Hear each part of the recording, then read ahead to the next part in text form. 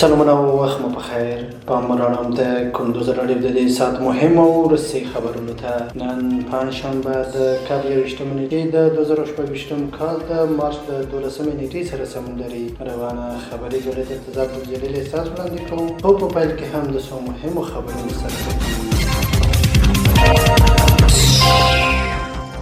کندوز کې د نشهیي توکو د استعمال او پلور په تور 9 کسان نیول شوي. د روغتیا نړیوال سازمان افغانستان ته د سرطان درمل او طبي وسایل ورکړل.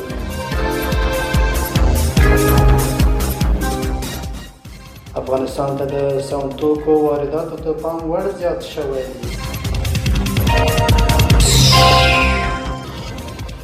او د ایران ولسمشر پزشکیان وایي د ایران پر ضد کارېدونکو امریکایي اډو بریدونه به دوام ولري.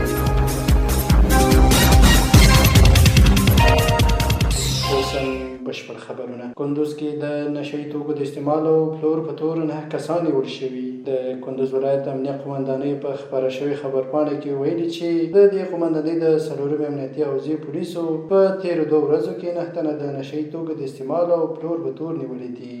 د خبرپاڼې له مخې له نیول شویو کسانو څخه 8 تنه د کندوز ولایت مرکز اوسیدونکي او 1 تن د بغلان ولایت د تاله او برفک ولسوالۍ اوسیدونکی دی. یاد کسان د شرابو د څښلو او د ټابلیټونو د خرڅولو پر مهال نیول شوي او د لومړنیو څېړنو له بشپړېدو وروسته بدلي او قضایي ارګانونو ته وسپارل شوي.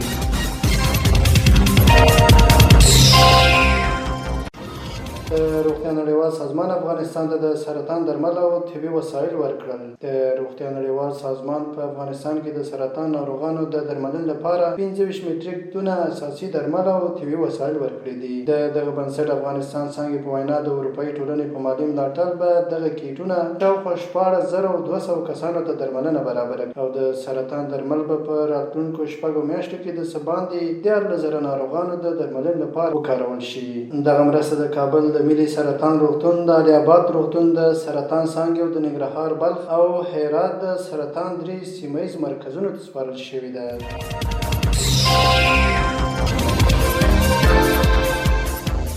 افغانستان ته د سون توکو وارداتو د پام وړ زیات شوی. افغانستان ته د سیمه له هیوادونو د سون توکو په وارداتو کې زیاتوالی راغلی دی. افغانستان په تیر میلادي کال کې له بېلابېلو هیوادونو سون توکي وارد کړي چې ګاز، پټرول او ډیزل پکې شامل دي. د صنعت او سوداګرۍ وزارت وایي د دغه وارد شوو سون توکو ارزښت څه باندې 2 میلیارډ او 406 میلیونه ډالر دی. د شمیرو له مخې د 2023 او 2025 کلونو ترمنځ د دغه توکو واردات د پام وړ زیات شوي دي. په دې منځ کې د پټرول واردات 22 سلنه، د ډیزل 53 سلنه او د مایع ګازو واردات 13 سلنه ډېر شوي.